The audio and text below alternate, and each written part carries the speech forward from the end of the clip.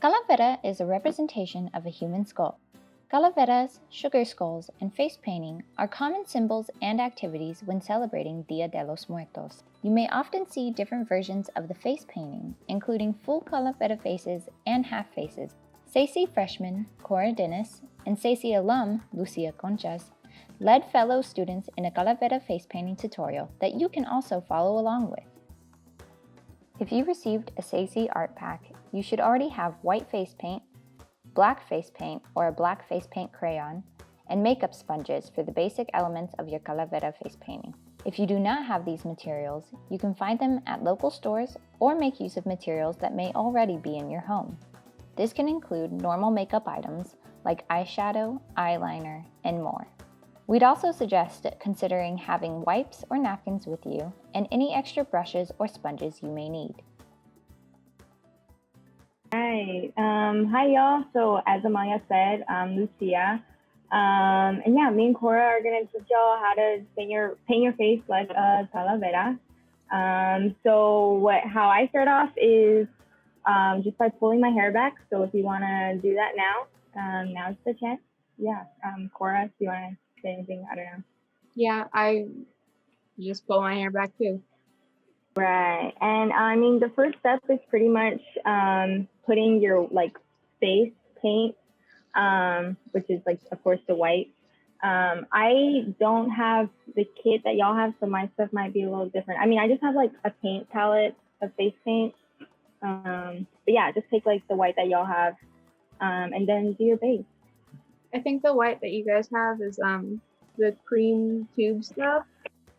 I like to use, for the base, I like to go in with the sponge. And then if I notice that it's not even, then sometimes I will go in with a brush too that's a bit bigger. I think the biggest brush I have is this big. I don't know, in beauty guru time is this big. So it's not too big, but just to smooth out the area so that the base looks even.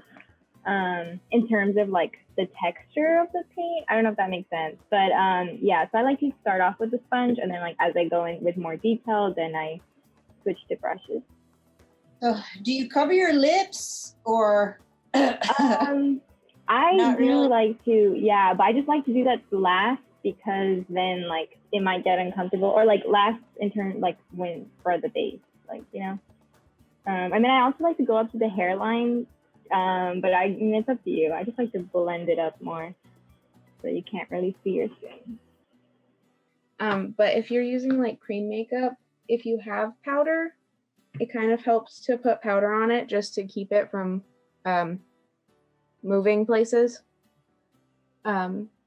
So yeah, I'm using a translucent powder, so it's not really colored at all. It looks white, but it's just but yeah, white powder works. But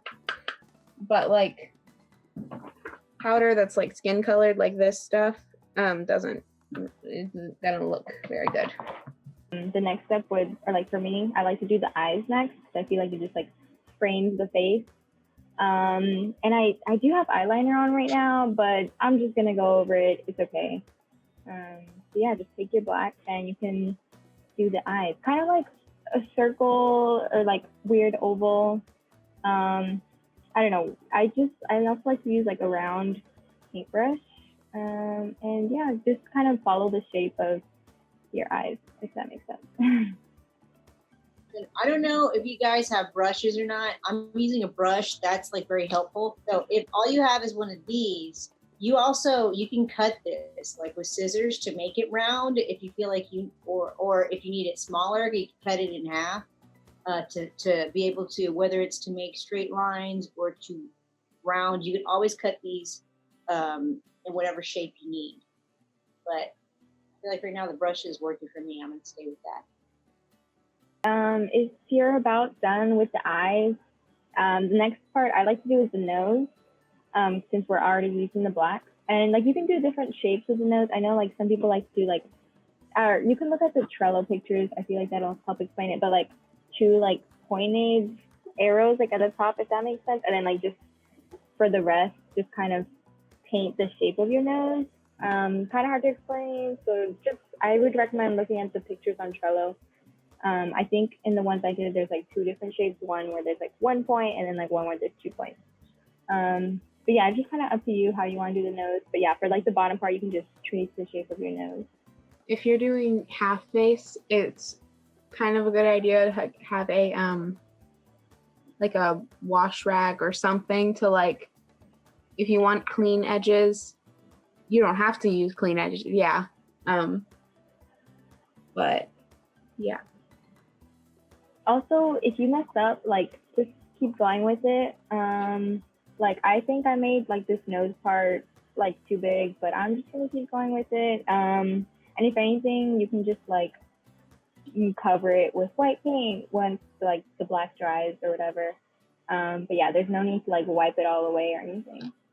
All right. If you're done with the nose part, I like to do the jaw next.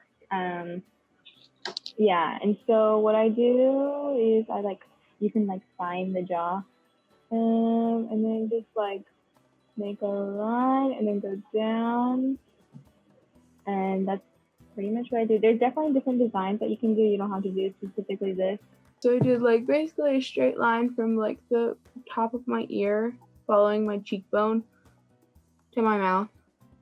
That's just how I tend to do it.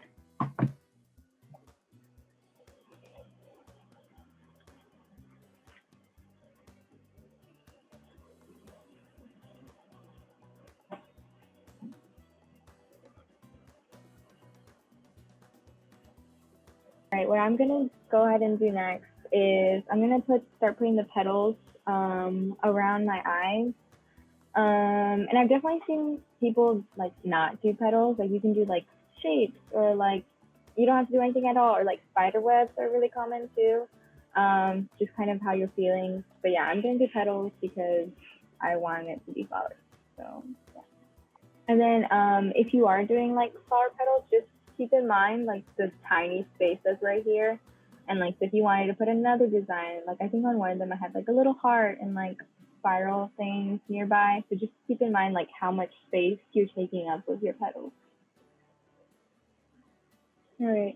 Right now I just did some like really simple like teeth. As you can see, I just did like dashes. 'Cause I think that's like the easiest.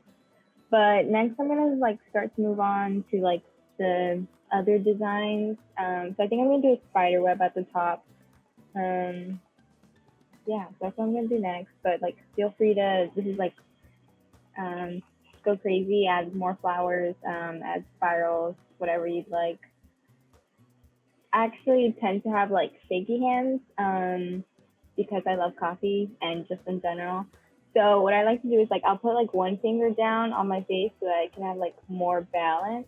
So like if I'm doing like, like any of these little like small lines, I'll put my finger down on my face to just, to make it more steady. Yeah, and then even I remember when I would paint on like other people, I would definitely do that. I'd be like, I'm just gonna put my hand here.